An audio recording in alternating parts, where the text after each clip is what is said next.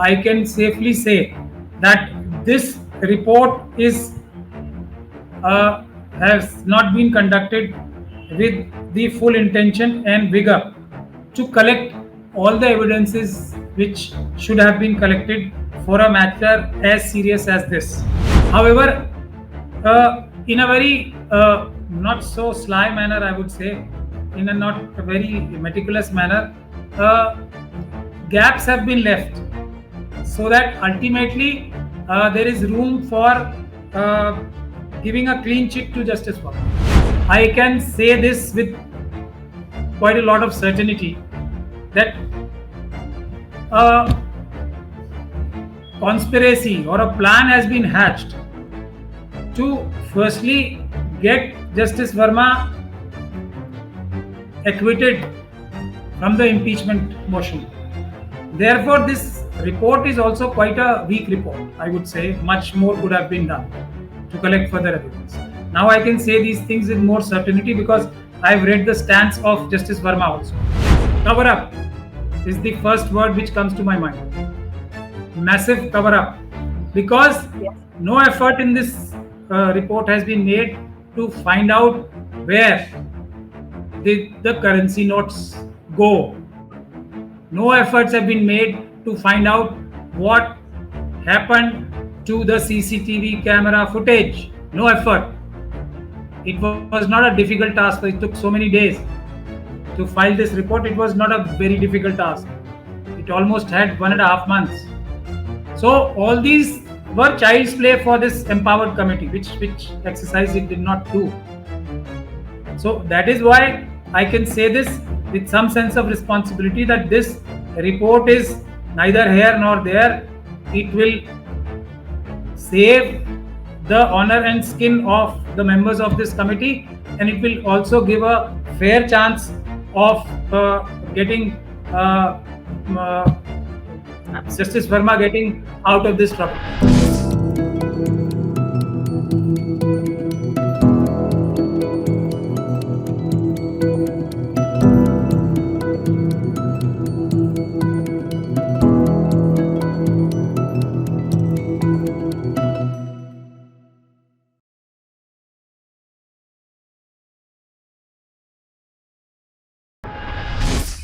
Hello and a warm welcome to HW News Network, your one-stop show, truth be told, for some engaging and thought-provoking conversations. A three-judge panel has recommended the removal of former Delhi High Court Judge Justice Yashwant Varma after piles of burnt cash were found at his residence in March. Now, what has happened? The committee's report makes two key observations, and according to the official findings, which many say have been leaked today, and which is why many news organizations have published this report today.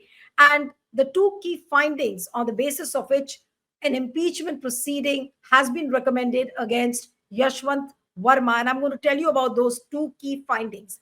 One is this committee holds the money slash cash was found in the storeroom located within the premises of 30 Tughlaq Crescent bungalow, which is officially occupied by Justice Varma. The committee mentioned this according to the report. The second point, access to the storeroom was with Justice Varma and his family members and was well monitored without any outsiders getting access without the permission. Now, drawing from its findings, the panel said that sufficient grounds exist to initiate impeachment proceedings against Justice Varma, who currently holds a position at the Allahabad High Court. Now, his transfer to the court came soon after the cash seizure, a move which was widely criticized by the members of the legal community and the civil rights organizations. So, what do we really make out from this report, which has been published today? Now, the first question being that who has leaked this report? Because this report was submitted to the President of India, it was submitted to the Prime Minister, it was lying with the Supreme Court. And if we assume that it was also sent to the Parliamentary Affairs Ministry, then has it been leaked by any of these organizations? That is question number one. Second, is impeachment a certainty for Justice Yashwant Varma? What about the criminal case? Will there be an FIR against him? And what happens if there is an FIR? Will he be sent to the jail? And what about those big lawyers and judges whose names in between also came up that they had certain links with Justice Yashwant Varma? We'll try and find out answers to all these questions.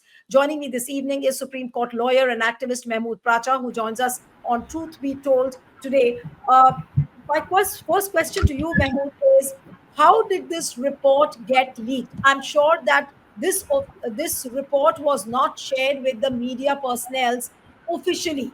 It has come in the hands because it was leaked. What is your assessment?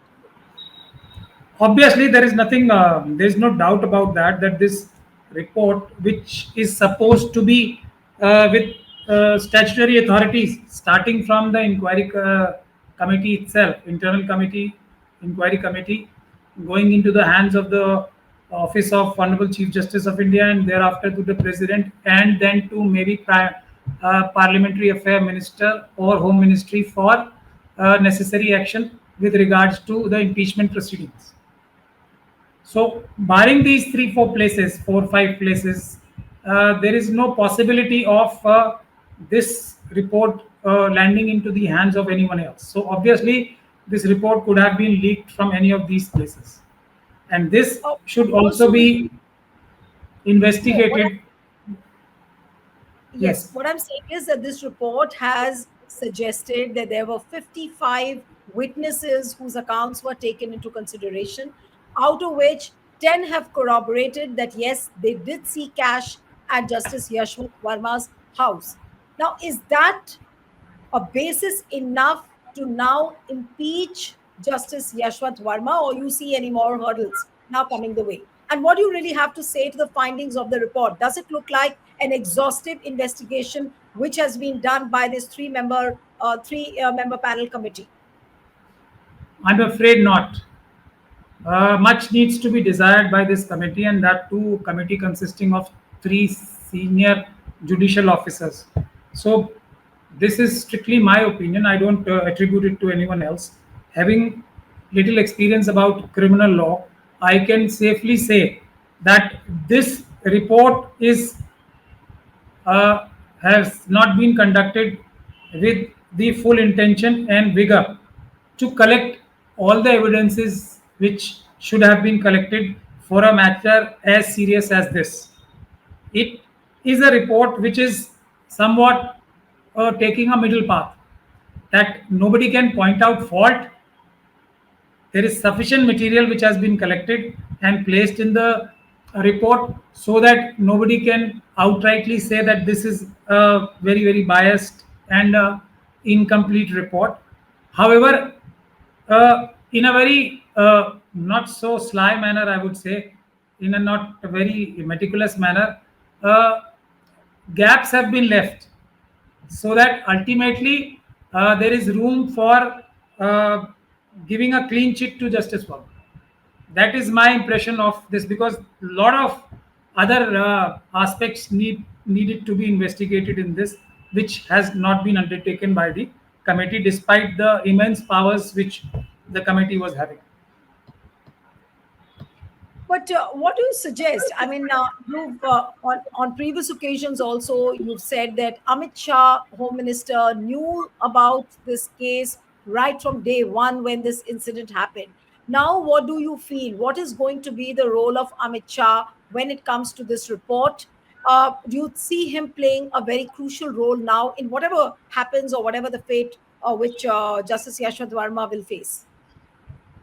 See, at that point in time, when I was saying that this report must have reached the Honorable Home Minister's office, Mr. Amit Shah's office, was latest by midnight of 14th and 15th of March. Now, that has been substantiated by this report itself. That the second page of this report categorically says that this report was actually placed before the Home Minister before the afternoon of 15th. So, and it's thereafter it is a but obvious thing. Once the personality which Mr. Amit Shah possesses gets hold of an information like this, he would like to, and of course he would have taken the entire situation in his hands. Now the possibilities are vast. I leave it to the imagination of your viewers, that whether he would want and use this as a opportunity to control a large section of judiciary, because Justice Verma was part of a very, as it is well known in judicial circle, part of that gang of Justice Chandrachud. Some very, very important large number of appointments were made during the tenure of Justice Chandrachud. So, in one go, uh, as a Home Minister, Mr. Amit Shah would have an opportunity of putting pressure on this entire lobby of Justice Chandrachud in one go.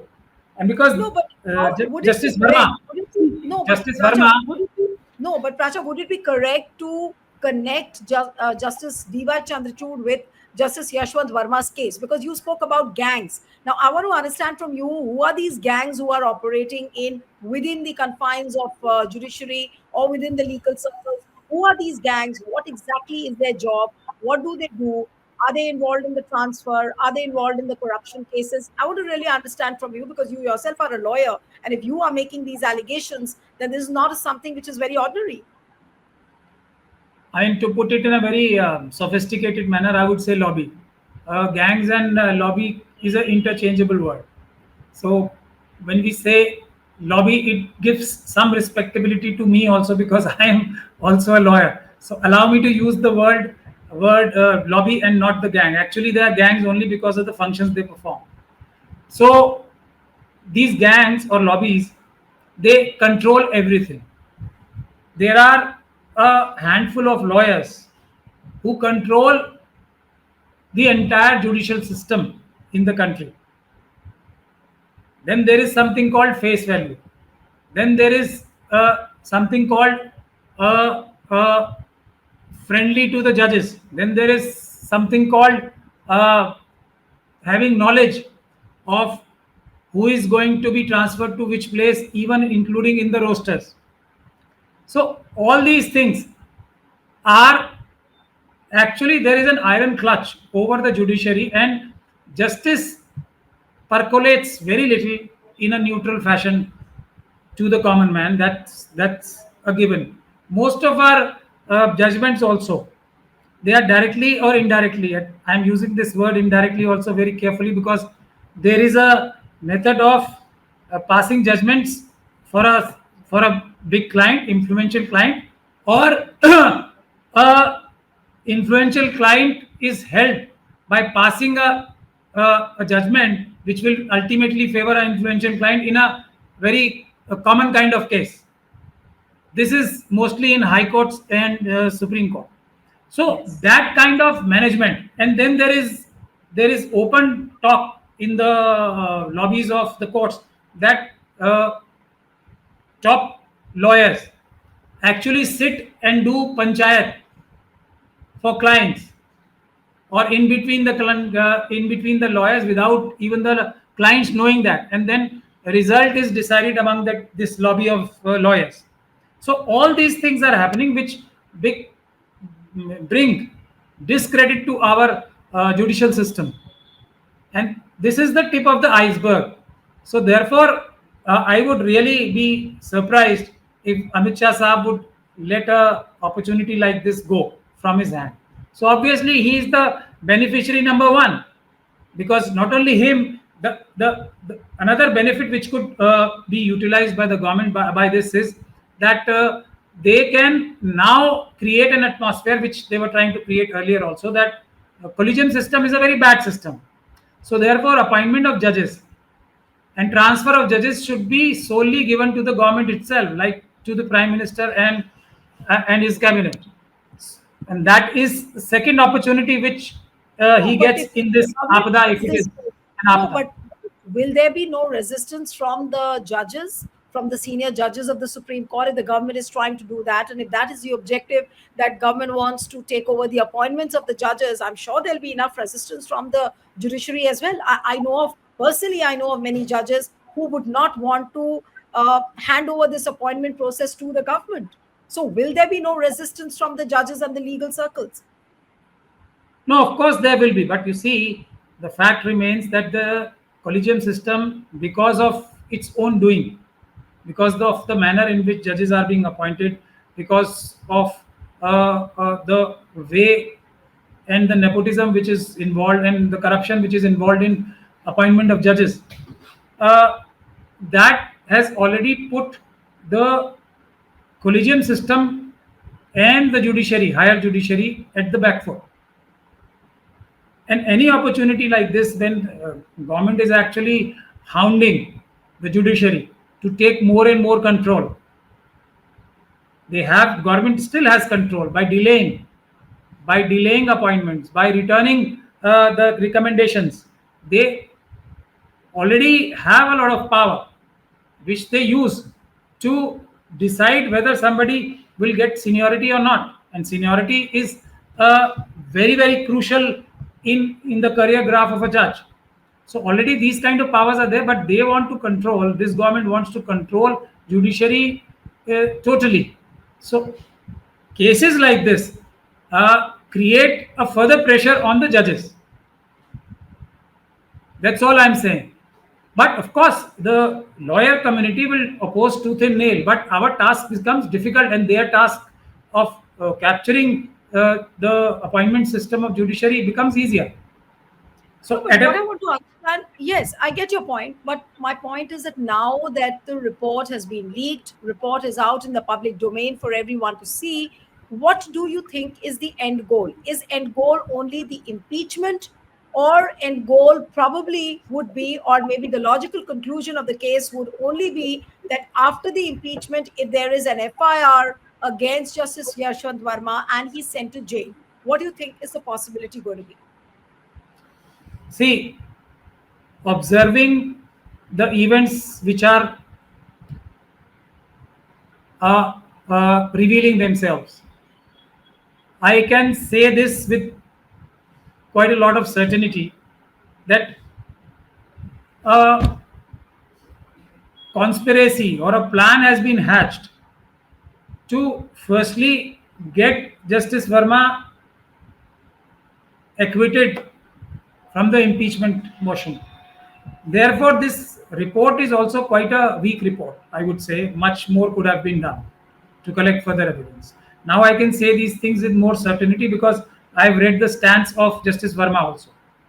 Now I can say with certainty, yes, the needle of suspicion is now heavily against is on Justice Verma, and I can elaborate that in a minute if you like. But but the game No, but plan as it is why do you say, unfolding, I would like to say these no, few but events.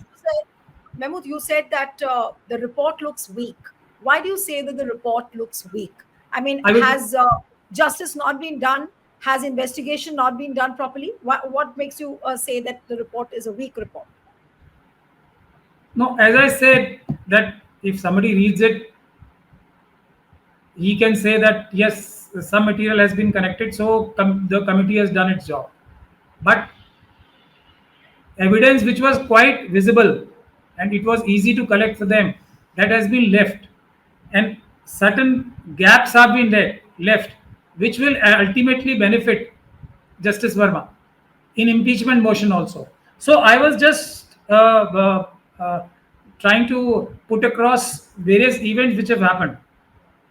So event number one was when a few days ago, rather for last about 10 days, Mr. Kapil Sibal started pitching for Justice Verma in a very well planned manner.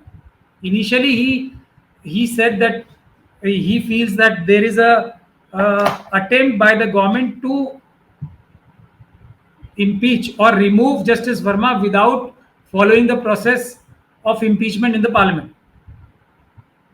So that was the first salvo, which made people like me suspicious that why Mr. Kapil Sibal, who was supposed to be on this side of the fence, talking about the integrity of the judges, so much corruption and all that. So that was our first suspicious moment. Then next was when he held a press conference about 3 4 days back, in which he defended Justice Varma, and tried to project a defense story. I don't know whether he's been engaged as a lawyer or not, but he sounded like his defense counsel and not as an activist, which he proclaims to be. So that became the second suspicion points, and I think I we gave me and Mr. Agrawal gave an interview to you also in this regard. Thereafter, this leaking, immediately after a few days, leaking of this report, in which now there will be a discussion. So there are lobbies. I think it is a clash of titans, both in all these clash of gangs. I think the beneficiary would be Mr. Amit Shah and the government, which will try to further weaken the collegium system. The way out of Oh, this so is, and this is hinting at very the crucial. fact, are you hinting at the fact that there could be more skeletons tumbling out of the judiciary's cupboard? Could there be more judges? Could there be more senior lawyers whose names will come out? Is that what you are hinting at? Supposing if, Undoubtedly, okay. undoubtedly so. In this very inquiry, if it is done with with an absolute sincerity, I lot of names will stumble out of this inquiry itself. I'm sure of this. No, but this inquiry is over. What else is left now? The report is out in the public domain. So what can we expect? And who's going to now file an FIR? Supposing even if there is an impeachment which is accomplished, he is Justice Yashwant Varma is impeached. But what after that? You said you've been repeatedly saying that there should be an FIR against him. Then only we'll reach the logical conclusion. Well, you stopped me while I was answering an earlier question in between. So I was referring to this only. What is the game plan which is visible to me? So the first game plan is that create a situation where worst case scenario for Justice Verma would be that he's impeached. But try to save him that, but not in a very direct manner, in an oblique manner, in a very carefully crafted manner. That since it was brilliantly argued by XYZ, and then he wriggles out of this, and then he honorably resigns, and then he goes out. That would be one way out.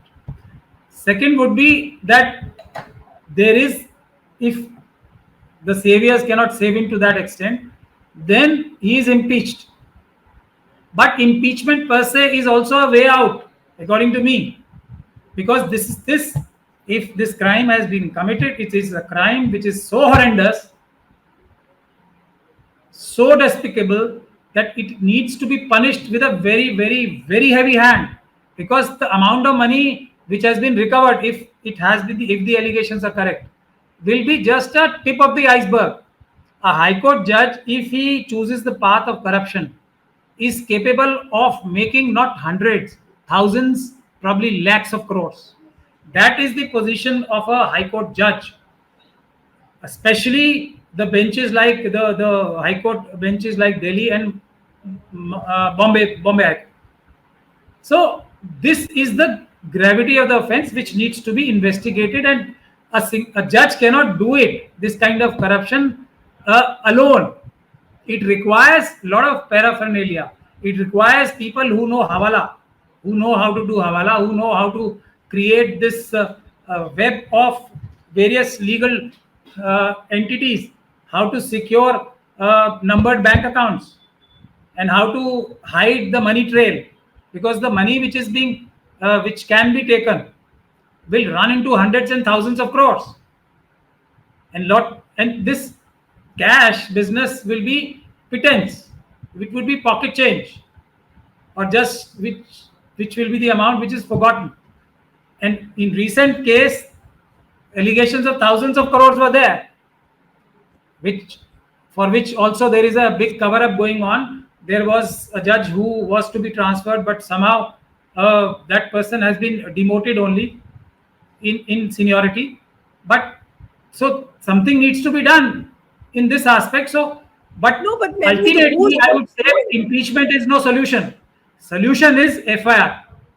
And now Okay. I am saying FIR against Justice Verma because he has chosen, and this inquiry report makes it crystal clear that he has chosen, despite various opportunity, he has chosen not to file a complaint himself.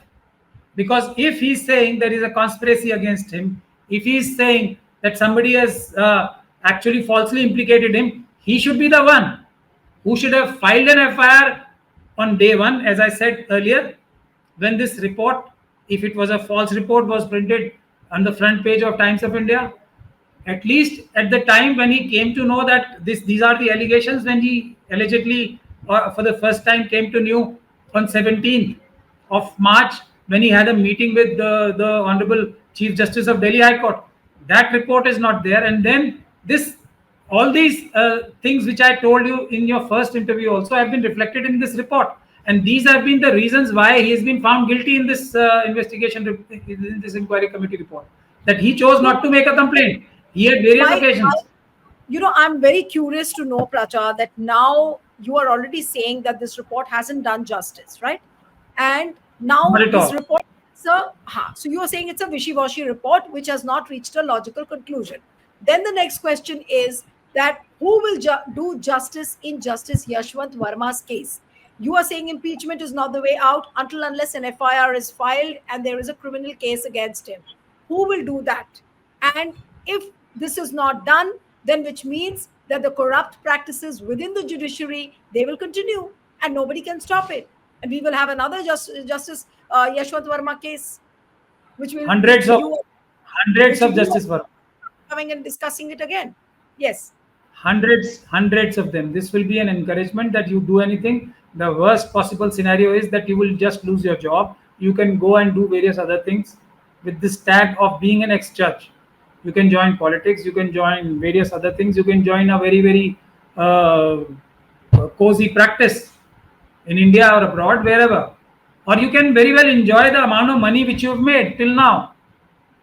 So this will be actually an encouragement if this is not brought to its logical conclusion. And I think it is a duty of every individual who feels that corruption from the judicial system has to be removed, that an FIR is registered. Everything else is an eyewash. There is no doubt about that. Nobody will be afraid of being corrupt. I rather, this is the end punishment. So, and we have another case which is in the offing, which you already know, which we have spoken about in an interview, the details of which have been with all the gangs joined hands in that case, all the gangs, to save that judge. No, but what is disturbing me now is that supposing if Justice Yashwant Varma is impeached, the case is over. We don't know whether an FIR will be filed, whether he'll go to the jail or not. But since you also pointed out at the fact that this is a win-win situation for Amit Shah, this is a win-win situation for the government, they will use this opportunity to capture the appointments of the judges. And if this becomes the case, then what happens? We will purely see an alleged nexus between the government and the judiciary, which seemingly will be bad days for the country. What else can you expect? I mean, that nexus is already there. Enough hard work has been done by Amit Shah Sahab and Modi ji. No, I'm saying that this episode the impetus. Yes, it will make it further strong. I mean, the judiciary would be further pushed down, and the iron hand of Amit Shah Sahab and Modi Sahab would be more stronger.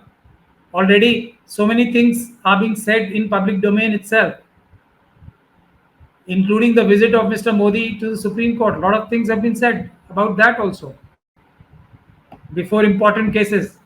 So these kind of allegations will gain strength and the judiciary's credibility will go down. So I think this case has to be used to either, I'm still saying, best case scenario for Justice Varma would also be that he lets an FIR register. Either he should register an FIR or he allows an FIR to be registered against him, and then he comes out with flying colors, and then he gets his judgeship also back in flying colors, that I was falsely implicated. That path he is not following gives more credence to suspicion against him.